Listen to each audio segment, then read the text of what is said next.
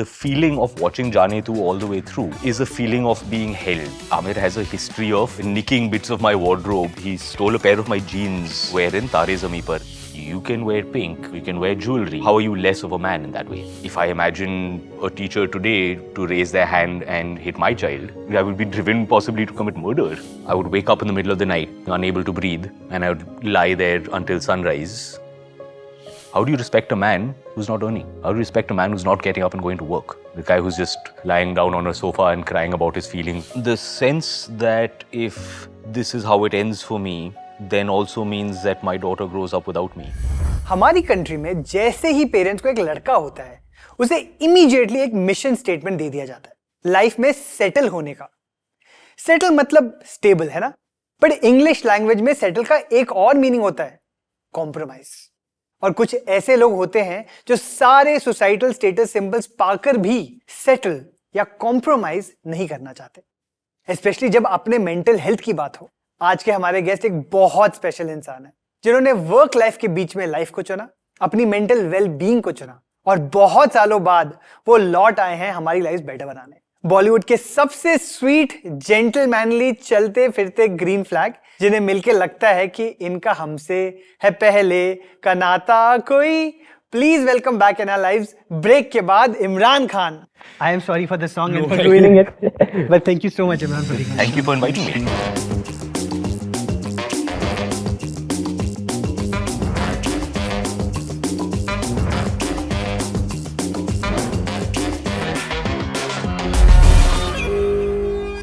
Imran, welcome to season 2 of BeAManYaar, presented by Man Company. Thank you so much for having me. I just actually, even before we start, I just want to ask, and I want to really meaningfully ask, how are you doing?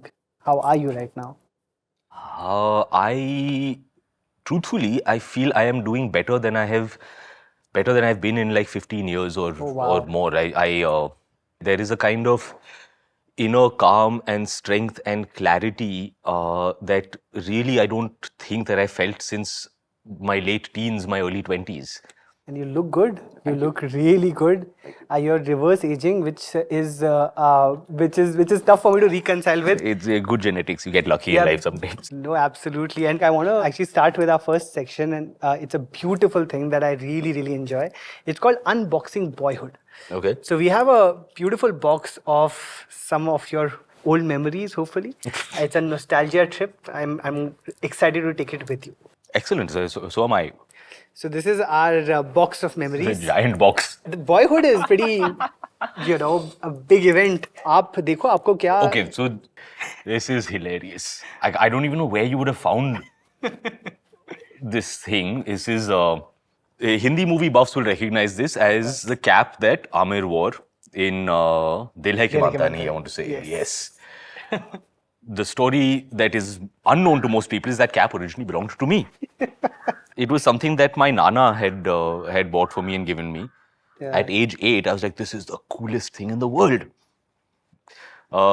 Until one day when my dear uncle dropped by the house and he kind of paused and said, that's a nice hat. And the next thing I know, he's like, can I borrow it? And it's gone. He wore it in the film. I don't know what happened. I guess it got swallowed up by wardrobe department. So I never got it back. I mean, you have it now. Now, yeah, you want to keep it. Please go for it. I have to tell you that Aamir has a history of nicking bits of my wardrobe to use in his films. He stole a pair of my jeans to wear in Tare Zameen Par as well. Correct. And we were there doing prep work for Jaane 2. Okay. And he kind of looked at these jeans I was wearing. He's saying, those are cool jeans. I said, thank you. He said, can I borrow them? I was like, there's no way you're going to fit into them. And he said, acha, chal bet. So he goes off into the other room, puts them on and steps out. Somehow they fit. And he's like, all right, thanks. Wow. And walked off, leaving me without anything. So you guys seem to have been friends more than, uncle, nephew. I mean, many things. Uncle and nephew, a close and friendly relationship. In a lot of ways, he was a significant paternal figure in my life. I grew up in a house with my uncle Aamir, my uncle Mansoor, both of whom were very influential figures. as a young man learning about masculinity, I certainly learned a lot and took a lot of cues from both of them. Like what? Aamir has this great strength of conviction Yeah. and fearlessness. When he believes that a thing is truthful, nothing will get him to back down from that. It's like he has no fear in that sense. He has a great strength of conviction, which I've always admired and always appreciated, and I've always tried to emulate that. Amazing. So yeah. I mean, I want to talk about other family members as well, but there's so many. There are so many things in wonderful here. things. My God, this is okay. This has to be the cup from Jo Jeeta. Surely, yet another great example of and this film was directed by my uncle Mansoor. Correct. So I was on set with two of my uncles. Yeah. And again, so much of my love of being on set comes from those days. I was about 8-9 years old. Yeah. While they were making that film. What is your fondest memory of Jo Jeeta Wohi Sikandar? Which is, by the way, like one of my all-time favorite films. I must say that it is a film that I've kept going back to over the years. मैं अभी भी उस film के ना jokes अपने भाई पे play करता हूँ. Like I literally the other day I was talking to my brother and he made some joke. He said something and I said, हाँ तू तो सरोजनी नायडू है, महात्मा गांधी है, and he's like जो जीता हुई सिकंदर. तू तो सरोजनी नायडू है तू ना महात्मा गांधी है तू. Exactly. So I mean, it's such a wonderful memory for I think all of us growing up. But what was it for you? Were you also someone who fell in love on the sets like Pehla Nasha? Which Oh, yeah.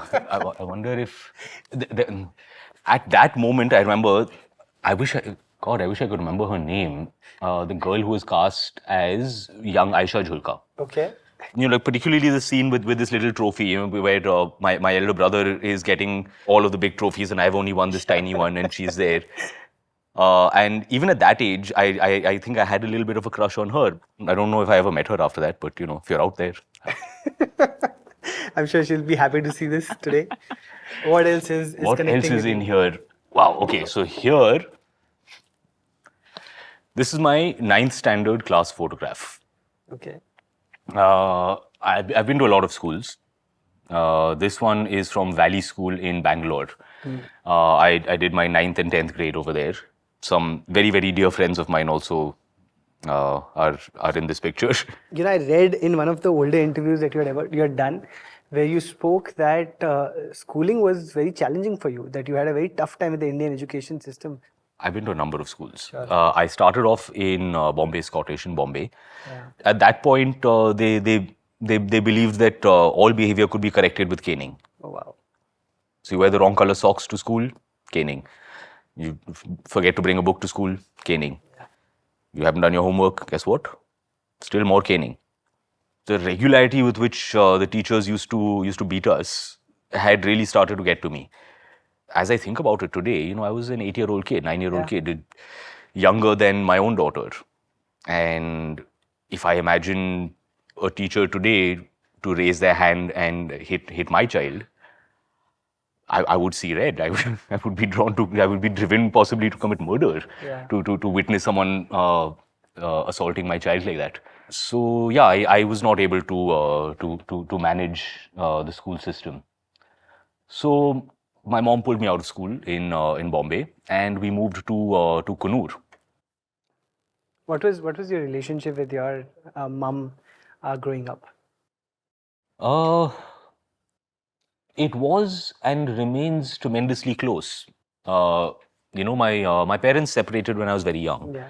I was born in the States, and I moved back to India with my mom. My dad remained there. Those initial years growing up in Bombay, I didn't see my dad for a couple of years. And for a long time, as even when we moved from Bombay to Kannur to go to school there, she came with me, and she was a very present, engaged, and involved parent. a lot more so, I think, than was the norm. The fact that she was willing to take such a bold step to move to a new city in order to support my education was quite a thing. Now, the question that I have in my mind right now is that while of course your mom's been very present, as you said, because most of us, growing up, we look at our dads. Either we are trying to be like our dads, or we're trying to be the Unlike, opposite. yeah. We're looking at them and being like, "ये नहीं बनना, और कुछ बन जाएंगे." But without having that around, actively, how did that shape your idea of what kind of a boy you were and wanted to be? I think I was 6 years old when I made my first trip out to visit him. Uh, and that would also be infrequent. I would see him once a year, once in 2 years. I did take a lot of cues, a lot of learning. My mom remarried. Yeah. My stepdad was also a very gentle, decent guy. I'll tell you one thing that I particularly picked up on. My stepdad was still is a very adventurous guy with his style. So he would wear floral prints, bright colors, Sure. bright, just jewelry, Yeah. absolutely anything. So I never had that sense of insecurity Yeah. around the shape of masculinity. Like, you can wear pink, you can have, you can wear jewelry, you can wear flowery clothes, and how is this, how are you less of a man in that way? My entire family Yeah. were all people who would support a broader way of thinking. Say, listen, you don't have to restrict yourself to this thing. You can be who you want, you be how you want. And don't allow the perspectives and judgments of other people to dictate how you conduct yourself, how you dress yourself, how you portray yourself. From your childhood, I really want to move on, obviously, to your college days and filmmaking. Yeah, So, quite crazy. during your film school years, were there collaborators that you had that, or any interactions you had during that time with filmmakers in America that you recall? Yeah, I went to film school out in LA. Correct. And once I graduated, I stayed out there for about a year looking for work. I worked as a camera operator on a reality TV show. This was the early days of reality TV, Sure. 2004, 2005. Sure. The pitch for it was, if a celebrity would have a party in their home, we would be there as a guest in the party, and they would show you the home, then they would show you the setup. We shot an episode at Robert Evans's house. Oh, wow. Jack Nicholson was at the party. Okay. So he was entering the party, and I happened to be near the entrance with the camera. So I ran up and I'm trying to get a shot, and he kind of ducked and avoided and went off. Suddenly I realized, oh, he's uncomfortable with this. Sure. And I had this moment, I was like, oh my God, I feel terrible. Yeah. I feel like I'm paparazzi, like I'm, intruding on him. And I've grown up loving this man as an actor, as an artist. So I put my camera off and I walked up to him and said, excuse me, sir. I said, I just wanted to apologize for harassing you earlier on. I didn't mean to make you feel uncomfortable, and if I did, I'm really sorry. Yeah. He kind of looked at me and said, hey, you're just doing your job. Don't apologize for doing your job. And I was like, oh my God. He forgave me, and he was so considerate and decent about it. He said, don't apologize for doing your job. Yeah. I understand. And coming from someone like him, that meant a lot.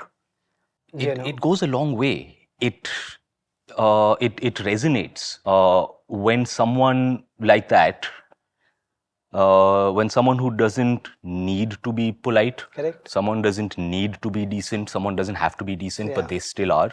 Yeah. How you treat someone who is in a position of lesser power to you Yeah. says a lot. I want to come to your films now, Imran, and it's so decency has also kind of been in many ways the through line of all the characters that you've done, where there was a certain kind of a unproblematic man, as we now call it, a green flag man, as we now call it, but that was just the kind of film that you always had, and this was That's what I was drawn to. yeah, exactly. Because you told me when we spoke at IFP, you said something very interesting. You said that you are now rewatching a lot of your older films uh, through a different lens, that it was hard for you to watch them at that time. When you're watching them right now, what is the stuff that you're seeing that is, I mean, is there like a particular scene, something that you're seeing that's making you proud of the work you did? I have not seen any of my films for more than 10 years. Yeah. So as I kind of started to reconnect with people on Instagram and to talk through the films and to hear thoughts on them, I started to become curious. I was like, you know what, I should relook at these films. Yeah. Within that, I found myself appreciating and enjoying things in a way that I think my own life journey, my own maturity has kind of brought me to a place where I will pick up on these threads in a different way. Jaane has this gentleness and kind of niceness to it all the way through. All of the character interactions, every character is kind of fleshed out and thought about, and the way the scenes play out between friends, between Janelia and Prateek, their brother-sister relationship also, I think is a really it's a wonderful thread in that film. It was just born of a genuine, good-hearted intent, a truthful intent, that we were trying to do the best that we could. There is a sense of comfort and niceness through. So the feeling of watching Jaane all the way through is a feeling of being held. You know, like a close, comforting person, kind of putting their arm around you and saying, "Hey, I'm here with you. Don't worry about it." And I found the film to be so soothing. So I really appreciated that. Particularly because in recent years I found myself in a slightly more sensitive place where I'm not able to, as a viewer, I'm not able to watch films or shows or things that are disturbing. Sure. I have found myself in a place where I am easily disturbed by bleakness or by nihilism in cinema. You know, Aamir Khan, actually, there's a video of his that's been going viral where he's spoken a lot about the responsibility of actors to, use violence if it's important for the story, but not violence for violence sake. And again, when you look at your filmography, that's really been the again through line of the whole thing. There is a long running theme through cinema where we talk about the struggle between darkness and light. Yeah. That, I think, is something which, as a creative person, as an artist, one must consider. We are putting a lens to society. We are ourselves putting a frame around something and saying, I want you to see this, not this, here. The choice. Yeah. Show violence, show action, sure. But don't speak to the ugly part in people. There is something here about do you speak to the worst in humans, in people, or do you appeal to the best part of them? Do you speak of decency, kindness, generosity, nobility, and do we eschew these as values worth propagating? I fear often that negative emotion trumps positive. It does not mean that we should give up trying the positive. I think that's so well spoken, and I'm wondering, given that your filmography had so much of this positive emotion, and of course there is a fandom for it that we are now seeing. Why is it so? Why have we not seen another Jaane Tu Jaane Na come up in the past few years, where there is clearly a need for it? We live in uncertain times. We live in very, very troubled times. More so than ever before, I feel, people today have a very dim view of the world around them and a very bleak view of the future. So everyone has this sense something's wrong, something is not right. Into this comes a simplistic fantasy. One strong man can save us. And whether this man wears a red cape and flies, whether this man is just, carries the biggest gun of all, this one strong man will come in and right all of the wrongs of society, punish all of the wrongdoers, and protect the innocent. Yeah. But I would hope that we will go through a cycle where after a bit of this, one will reach a place of saying, okay, I've had enough of that. Can we try something else? So, I mean, when you speak about cycle, is there still something that you've seen in your filmography when you've gone back that you regret? That you see that I should not have done this? There is this part in Kidnap that I found very uncomfortable. There's this kind of quote unquote romantic song called Mausam. With Manisha, yeah. Yeah, with Manisha. The scene after that is this one of sexual violence, where this character drags her back to the den, and it seems for a moment that he's going to sexually assault her. In fact, it begins that way, and somewhere he stops and yeah. pulls back. I remember, yeah. I don't think that scene was necessary. I found it very, very difficult to shoot that scene. And I spent the day shooting that sequence, and I went home that evening, and I found myself to be very, very, very disturbed. I couldn't sleep. I threw up. I was kind of, I just couldn't get it out of my head through that day. And I was shooting the next day again, so I went back on set the following morning, and I met with Manisha. And she's had these bruises all over her arms, these like dark purple bruises from where I had grabbed her. And I was like, oh my God, what have I done? So I sat down with her. I was like, listen, I need to talk this through with you. I'm very disturbed by the way this thing has played out, and I feel very very uncomfortable about this whole thing. She was super chill about it. She said, look, honestly, I never felt uncomfortable. This is the nature of the scene, and we played it, and we're good. So she kind of she set my mind at ease with that. I've never quite felt okay about it. I still feel that scene was not really necessary in the film. We could easily have removed it. No, absolutely. Even when I see films, even till date, I don't understand why sexual violence needs to be depicted. You can refer to it. You can construct it in a way that we know that it has happened. Why do we need to see that? Is something that I've never gotten. I would certainly think twice about engaging in a scene like that today. Are you feeling this more so also because you're a father now? As you become a parent, you start certainly to consider these things. You start to consider the way that a communication or a message might land with a child.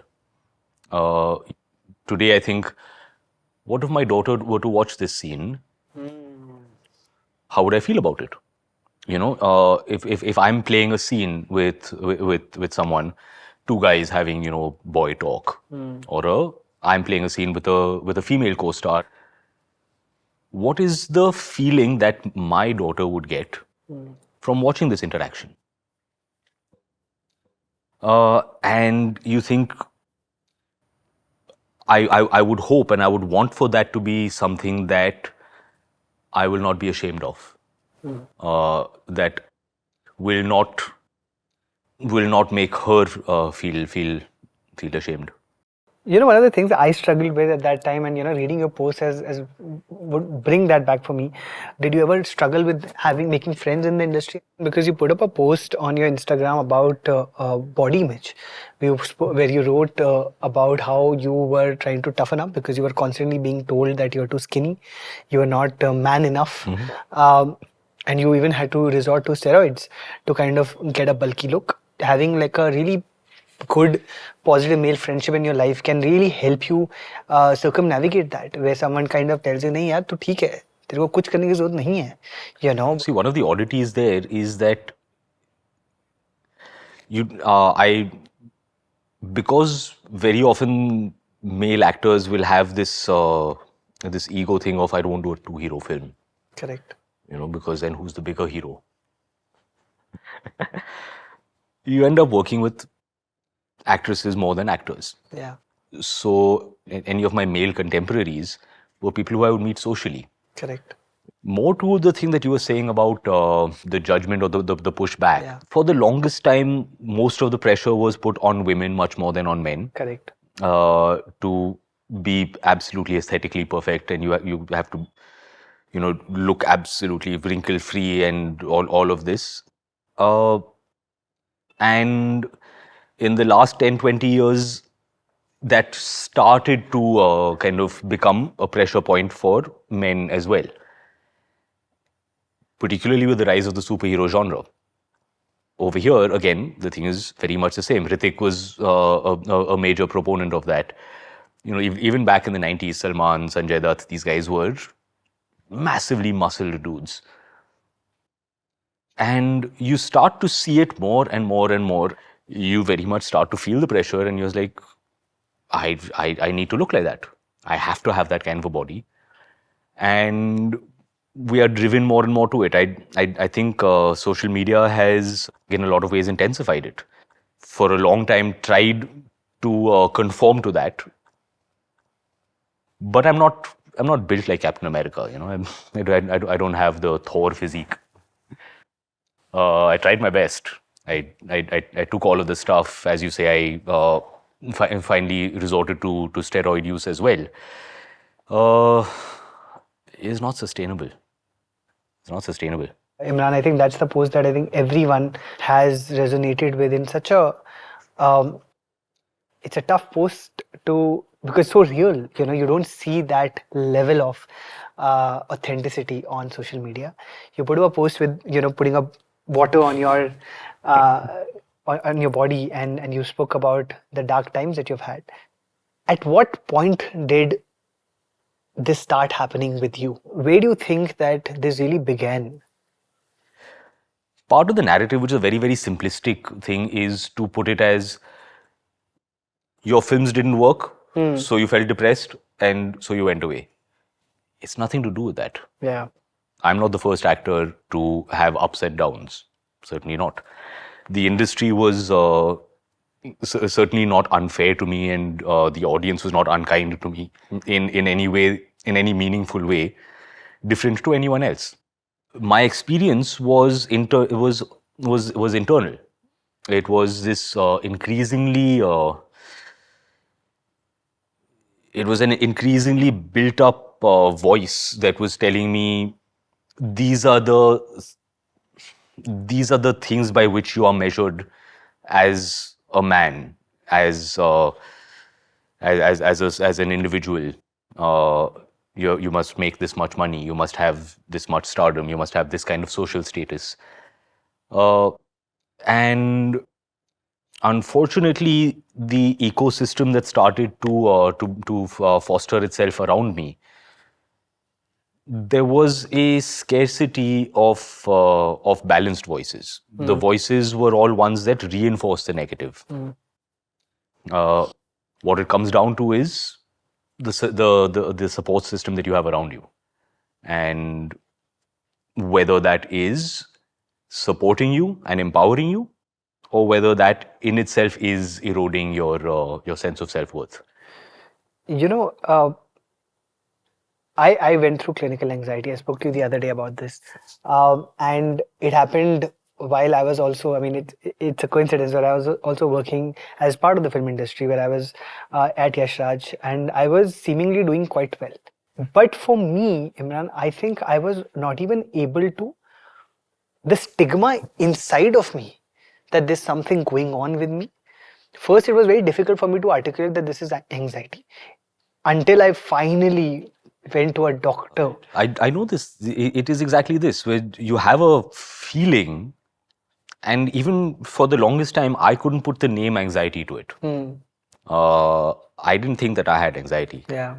It's just, I'm feeling very, like my heart is racing, and there's all this feeling. I couldn't put a name to it. I would wake up in the middle of the night, it was 4 a.m., just lie there, heart racing, throat constricting, unable to breathe. And I would lie there until sunrise. And I never connected it, and I said, oh, this is anxiety. It happened with me also in very similar ways, where I'm in the bed and I'm just unable to get up purely because my mind has gone to the level where it just tells me that you're a fraud, you are an imposter, you don't deserve to be here.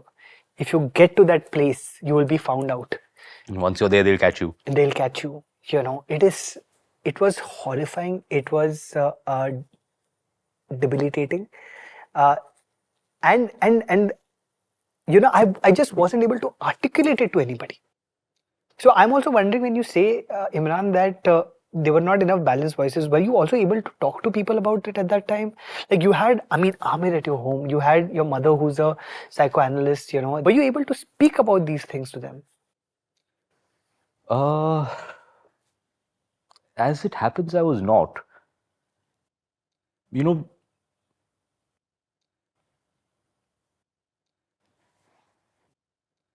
for the closeness and the consideration that I have for Aamir, he's a very busy guy. You know, so we would meet infrequently. He would be eyeball deep in 3 films. So that has been pre-production. There's impossible. So the conversations would all never quite have the chance to get there. It's just, life is such, you know, everyone's got so much going on that over there it never got there. It was ultimately my mom who was able to kind of help me out with that thing, where I would start to talk to her and say, hey, you know, I'm feeling this thing, or I'm feeling this. I am not feeling strong, capable, secure. I'm feeling ill at ease. I'm feeling like I cannot function properly.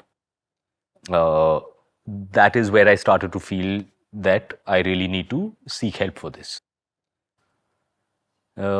But it was a slow build, because for the longest time we also have those patterns of saying it's fine, kuch nahi hai, I'm fine. I was writing with a writing partner at that point, just around the time that I was starting to go to analysis. And I would say, okay, listen, I'm going into therapy. And she'd be like, what is all this therapy and all this? I'd be like, nee, but like, listen, you're going to feel sorry for yourself. You're going to go in over there 3 times a week, lie down and cry about your feelings. Or you're going to do something real. Roll up your sleeves, be a man, and get back to work. Don't be weak. And I was trying to explain, like, hey, that's not the thing. But this was a major narrative that was then put out. Yeah. How can anyone respect someone? How do you respect a man who's not earning? How do you respect a man who's not getting up and going to work? The guy who's just lying down on a sofa and crying about his feelings to her. You're weak. That thing of, I mean, your show is called Be a Man. It is a self-conscious reference. I've had that line thrown at me in a negative context. How did you overcome this? You know, I'll tell you, for me, therapy actually happened when, so my brothers, gone to therapy in the past. And I was talking to my brother once, and I was telling him, I think there's something going on with me. I don't know what it is. And I was like, I don't know. And he's like, you should try therapy. And I said, I don't know if I can do that, because I feel like my mom will think that there are two boys now she's not even able to raise well. That she will feel bad about the fact that एक लड़के को तो बेचारे already जा रहा है therapy, दूसरे को भी जाना पड़ रहा है. There's something wrong with my upbringing. With my parenting. And my brother told me, our mother is much stronger than you think she is. You think about yourself, don't think about her. Just go to therapy. It's that where he kind of gave me the assurance that she'll be okay. You take care of yourself. How did you overcome that stigma, that shame, and were able to go to a place where you felt like, okay, I need to take this step now? For me, it was driven tremendously from the desire to be the best possible parent that I could. That's right. I had the sense that I want to be the best father that I can be. I want to, and in order to do that, I have to be strong and capable within myself. If I'm not strong and I'm not healthy, I cannot be there in all the ways that I want to for my child. I have been an actor for this many years.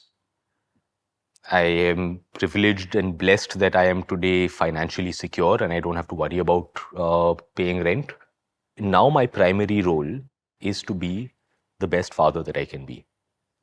That's what I've been doing these past few years. I share custody of my daughter. She's with me half the week. And the time that she's with me, I do all the stuff myself. I don't have a nanny or any of this stuff. So I will cook meals for her. I will get her ready. I will drive her to school myself. I'll pick her up from school myself. I am a fully present, engaged, hands-on parent. That's really beautiful. Thank you for sharing that. I also want to say that, it's so interesting to me, Imran, that so much of the reason that you finally went for it is because of your daughter. The reason I went for it is because of my mother. Somehow men are still not able to overcome and do these things only for themselves. The reason is not that I need to do this for me. You're right. So I guess some part of it you need some external motivator, maybe. Yeah. A sense of purpose and a sense of here is a real reason to. Here's a real reason to get healthy, to get well. Yeah. Can I speak to you about therapy? Because therapy has been life-changing to me. It's made me who I am today. It is really the reason that this show exists, my company exists. It took me some time, obviously, to get used to therapy, because I also used to look at therapy as win and loss. It was almost like, have I won this session or have I lost this session? Initially, it was all, yeah. I'd go and be like, did I impress my therapist? I know this feeling. Oh yes, this feeling of I said a very smart thing and my therapist thinks I'm a very smart man. Exactly. Instead of trying to kind of focus on yourself. Again, you make it like a competition. Like I need to do really well in this session. And it took me some time. Yeah. And then my process of unlearning started. Did you have a moment like that in therapy that where things just realigned for you about who you are as a person and what you've learned? It was more a cumulative understanding. Correct. As my sessions started to build up and I was talking more and more and more, I realized that actually I was bowing down to this negative voice. One that came entirely from a place of fear, judgment, and pessimism rather than strength and optimism. It's a toxic internal voice that says you are not good enough, you are like this, you are bad, you are. And then the addressing of that and saying you don't have to listen to it, you don't have to follow it, and you don't have to be a slave to it. You can reject that voice and say, I disagree with you. Dafa ho jao. You know, because you've spoken about therapy being a cumulative exercise, right? Not every day is good. It's tough. Therapy is tough because, you know, it opens up parts of you which sometimes you struggle with, you push back against. And sometimes it gets much worse before it gets better, you know. In your dark periods, Imran, what was the motivation for you to carry on? What gave you hope at that time?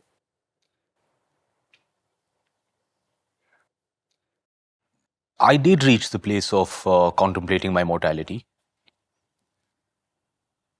And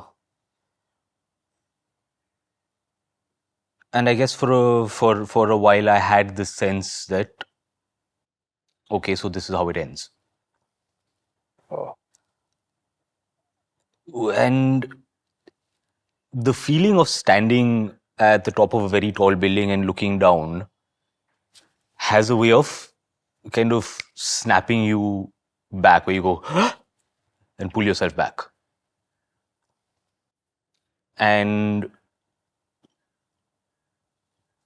the sense that if this is how it ends for me, then also means that my daughter grows up without me,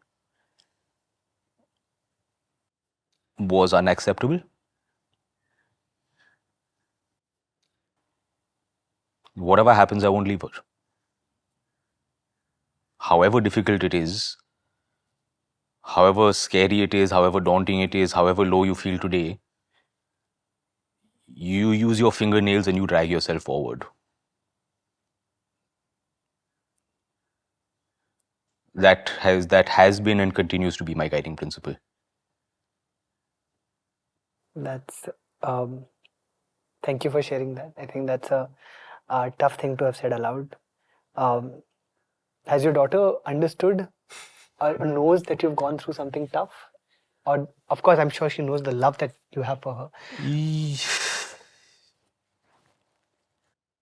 As a parent, you know, you try to hide that part. You don't.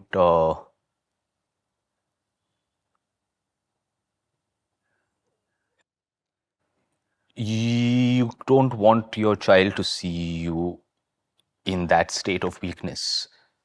So, however scared I was, however weak I was, the days that I couldn't get myself moving, I would still find a way, because I would know that from Thursday afternoon to Sunday afternoon, my child is with me, and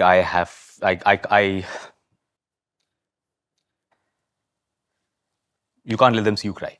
I don't know. Maybe you can't. You don't let that out at that time. Because children need to feel safe. They need to feel secure. They need to feel looked after, and they need to feel like the grown-ups in the room are actually grown-ups. So they have to feel that's how you make them feel secure. She'll understand with time, I guess, but at this point, what she knows is that her father loves her and is present. I just want to say, I think that she is very lucky to have you in her life. I think from everything I'm hearing, I think you're a wonderful father. Thank you. And I mean, I'm really hoping that she also is able to have such open, authentic conversations with you that you're having, with the world right now. One other thing that I want to ask you in this thread, which is that you've gone through a divorce also at this time, which is a tough thing for anybody. Having said that, as a society, we always look, especially Indian society, we always look down on divorce as a really bad thing, as a shameful thing, that you separated and you just didn't have it in you to make it work. How do you look at it? Do you think that it is a... Yeah, certainly. I don't have a sense of that shame and stigma around it.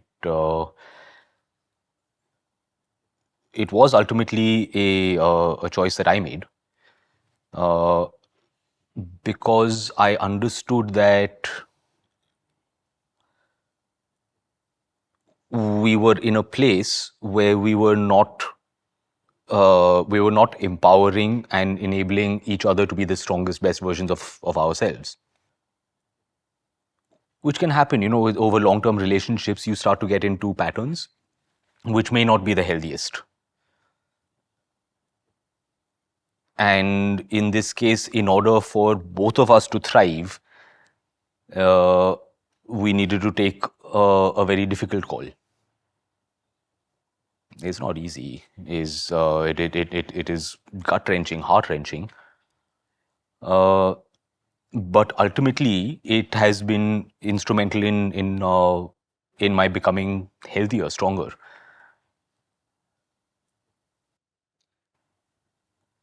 I don't feel that there is anything wrong with people changing the status of their relationships. The idea of two people binding themselves to each other for life without question, without ever the option of alteration or renegotiation.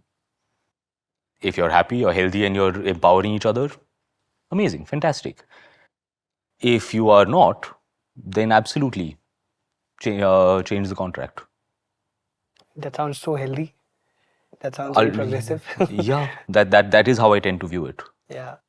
So I want to end with love, Imran, because you've also put out posts about how love has helped you heal. The love that you're getting right now there's something so pure and wholesome about it. When I read the comments on your posts, I am filled with hope about the world we live in. Honestly, what was the moment you decided that I need to put myself out there again? I found myself kind of inadvertently drawn into it, where suddenly people are reaching out and messaging me and saying, "Where are you? I miss you. I love your film. That film from 10 years ago, I still watch it and I love it." And suddenly that persona, that person who I had spent so long rejecting and trying to leave behind, popped back up. And I thought, I started to feel that I was wrong. I had misjudged a lot of this stuff. Trying to deny who I was, who I am, trying to sever that thing and toss it out is not feasible, it's not sustainable, it's not a healthy approach. I had to heal my relationship with that person. That version of self who I look back at, the 28-year-old guy. To be kinder to him. Yeah.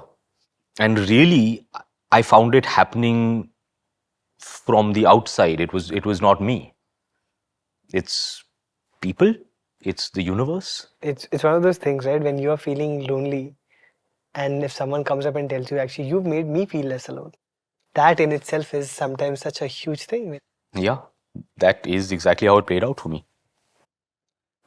I finally just want to talk a little bit about you have a partner now, Lekha, and I want to know, like, how do you navigate a relationship at a time when you're healing yourself? Lekha and I entered into our relationship very, shall I say, consciously and willfully. The idea that we are both seeking to evolve, grow, and heal, and be the best, strongest versions of ourselves. It is an imperfect journey. It is a difficult journey full of bumps and pitfalls. And can we consciously support and empower each other through it? She's all heart. And I value that tremendously. And there are so many aspects of how she engages that I admire and that I aspire to myself. And I want to be more like that myself. My last question for you is for men. what would you say to men who may be going through something similar but are just afraid of being vulnerable because of how society looks at it? Do you have any advice, any words of kindness, generosity for them?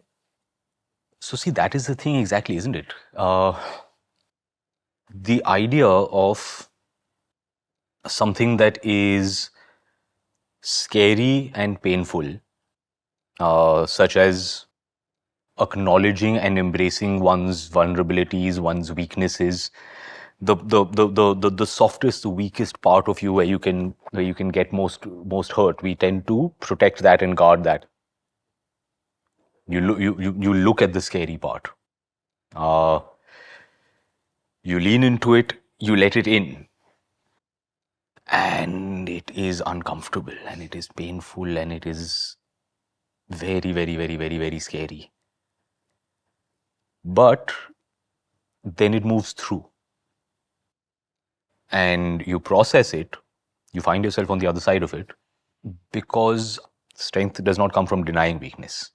It comes from the acknowledging of your weakness, the acceptance of your weakness. I won't pretend it's easy or painless, it's fucking painful. Thank you for saying that. Thank you for acknowledging that, Imran. I think this has been such a beautiful conversation. But as I said to you, I think earlier, this is a very valuable conversation. I don't think that enough men have it enough people have it in them to be so honest, so authentic, so real, and so unafraid of putting themselves out there in this way. Thank you.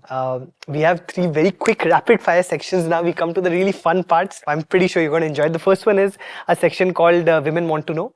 So I'm going to play a video and it might be someone you know.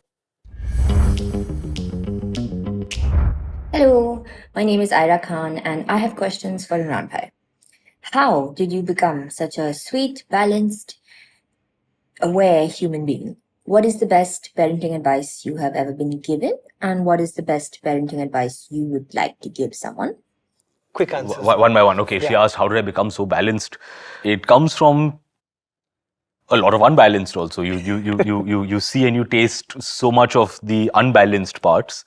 Lean away from that and lean towards the other thing. That's how. Good natured. I've always been good natured. I've always had a sense of chill, mellow, gentle. Just be and let others be. The best parenting advice I got, which is what I try to inculcate in self, is that we tend to look at children as somehow less than human. We think that because they're small, they don't understand anything. Yeah. You'll walk up to a child and go, hey, bacha, bacha, bacha. I don't want you pinching my cheeks, man. Who are you? So people don't respect children's autonomy. Yeah. You don't know this uncle, go and hug them. Why are you not hugging them? I don't want to hug you. So, yeah, treat a child as you would treat a human being. Love that. I also want to take this minute to talk about Aira, who's a fantastic mental health advocate herself. Yeah. She's spoken so openly about her depression and has a foundation, Nagatsu Foundation, where she's doing some wonderful, wonderful work. And we've also partnered with her at Yuva. So it has been something that she's been very supportive of my journey as well. I think we've got the answers for this one, so thank you. I think you've done fairly well already in terms of answering quick enough. We have one of my favorite segments of BeAManYaar. It's called Kind Shoutouts, and it's where I give you some platitudes and adjectives, and you have to answer a man that comes to your mind when I read out those platitudes. The funniest man you know? Probably Veer Das. The sexiest man you know? For me, it's Viggo Mortensen. Ooh. Yeah. Are you a Lord of the Rings fan? Huge Lord of the Rings fan. Generally, everything that Viggo Mortensen does, man, as an actor. Your 3 a.m. friend? My 3 a.m. friend would be my friend Wasim. He's the guy who will show up at 3 a.m. Like, hey man, I'm stuck out here. He's like, don't worry, bro, I'm there. Lovely. Who's the most sensitive man you know? My dad, I think, is a very sensitive and evolved guy. He's sensitive to how a person might think, how a person might feel. He's very considerate towards whomever he engages with. Very balanced and very very non-judgmental. That's really sweet. The most handsome man, according to you. My fandom of Anil Kapoor has been growing a lot Love in it. recent years. I love that answer. I've been so impressed with what he's doing in the last couple of years. I watched him in this series, The Night Manager. Yeah. He is putting in more than he was.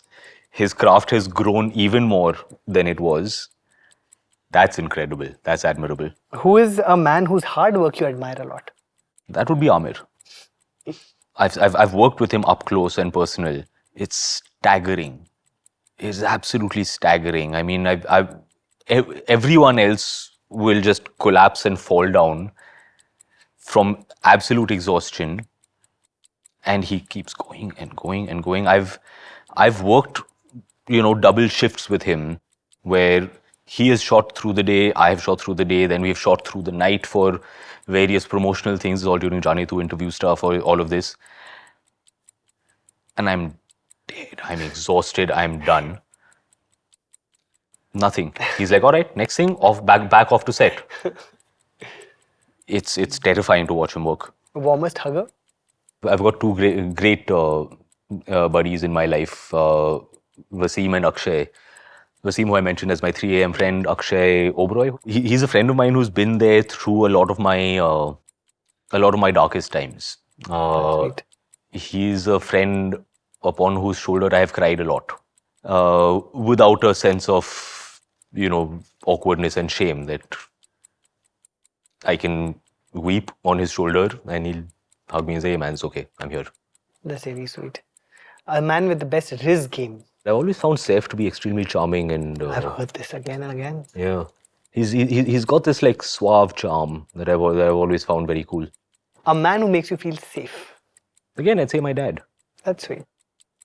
Yeah. Is there a man who you think is a green flag in cinema right now?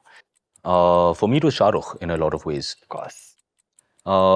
Because his portrayal in DDLJ, where in the second half of the film, he shows up at this girl's house and he takes on this role that is the traditionally female role of, he's like, I'm helping with the shadi. I'll take mithai here and I'll put decorations up over there. And even at the end, finally, when it comes to physical conflict, he's not fighting the guys. He's like, I won't. And the fact that at the end of the film, rather than taking the girl and running off, he says, I will win the hearts of this entire family. One by one, I will win their hearts.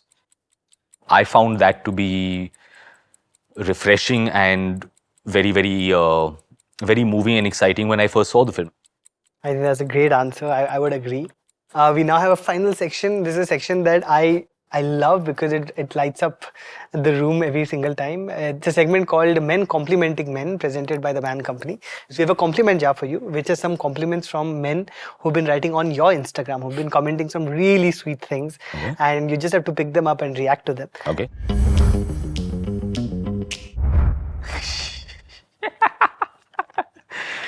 Okay, I know this one. This is no hate, but you should be more careful with what you post. Pretty sure it's against the community guidelines to look this fine. Well, thank you. I haven't been flagged yet. Zayden Music says, so honest and unfiltered, Imran not only shares stories through his films, but also embodies authenticity. While the world is lost in fame, money and power, his perspective towards life is just so refreshing and inspiring. I pray that he continues to find joy and love in his craft. Godspeed. That's a very sweet thought. Thank you, Zayden Music. Very kind words. Thank you. Veer Das. 3 of us shared a van situation for a year of our lives. I've seen the 2 of you now in your underwear more than I've seen any other man before or since. It's probably true. So while we were making Delhi Belly, the 3 of us just really hit it off. Yeah. Our vibe was great. And so while technically we had separate sections to the makeup van, we would always kind of just hang out together in one. So as a result, whenever we're doing costume changes, I have embarrassing photos of Veer Das and Kunal Roy Kapoor. some of which I cannot share in public. Kunal, if you're watching, I have those photographs, and I'd be willing to sell them to you for the right price. Call me. Really want you to direct a masterpiece like this on Mission Moon. It's one of the best short films I saw by an Indian director. Wow, thank you. My short film Mission Mars, which was such a passion project for me. I can't tell you how much I loved that. Genuinely, And so many people want you to direct more. So when is that happening? I don't have a timeline. I would like to take on some work as an actor first, and then as a director. Directing is hard work, man. I don't know if you guys know that. It's very difficult. This is a fun one. Let's see. Luck 2, 3, and there's Rohan Joshi. He's an idiot. Rohan. Luck 2, 3, and 4. Really, man? Come on. Luck 2 has lots of people want a Luck sequel. Suddenly. Luck 2. Luckier. All right. Let me brainstorm it, okay, guys? लौट आओ इमरान खान, अदिति क्या? अब तो आदित्य भी नहीं मान रहा. लौट आ भाई, मैं बॉलीवुड देखने लगूंगा. लौट आओ इमरान, मैं हार्पिक पी लूंगा. हार्पिक मत पियो भाई. People really want you to come back. I see that. I mean, so this is the beginning of that. I'm slowly emerging, slowly reconnecting. I'm at the stage right now where I am reading scripts and trying to find something to work on. I really hope, I must just say, I really hope it's something like Ek Mein Aur Ek Tu, because it's one of my favorite films of all time. Thank you. My instinct is that is something in that space. Well, on that note, I hope that there are more films. We have all been really just waiting for you to return. आप यहाँ लौट आए हो. I hope आप film में भी लौट आओ बहुत ही जल्दी. But Imran, this has been such a privilege, such a pleasure, and honestly such. I'm so grateful to you for your generosity, to be able to be so authentic, to be so honest. It's incredible, and I don't want to say much because I've said it already. I just want to ask you, can I give you a hug, please? Gladly. Yeah. Thank you for having me. Thank you so much for being here, Imran. It really means a lot.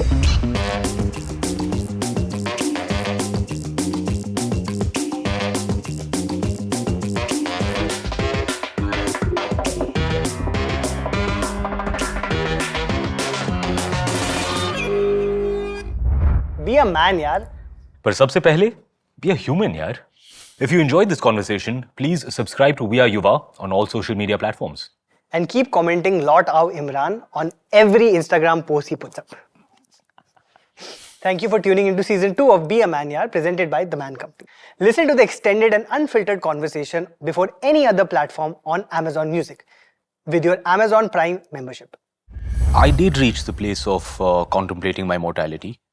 And I guess for a while I had this sense that, okay, so this is how it ends. Oh. And the feeling of standing at the top of a very tall building and looking down has a way of kind of snapping you back, where you go and pull yourself back. And the sense that if this is how it ends for me, then also means that my daughter grows up without me, was unacceptable. I would be lying if I would say that ego doesn't exist in the film industry. One brief was that sexy lagni chahiye. She's going for a funeral, but she should look sexy. I would notice clothes and I would tell my mother, you're wearing a wrong sari. It doesn't go with your blouse. You know, losing a dear one is always a grief within your heart. But the truth also of life is that it's not going to be forever. What is normal? Normal is all of us being together with different opinions. If you're not going to love yourself, how can you expect someone else to love you? What you wear is secondary. What you are is first.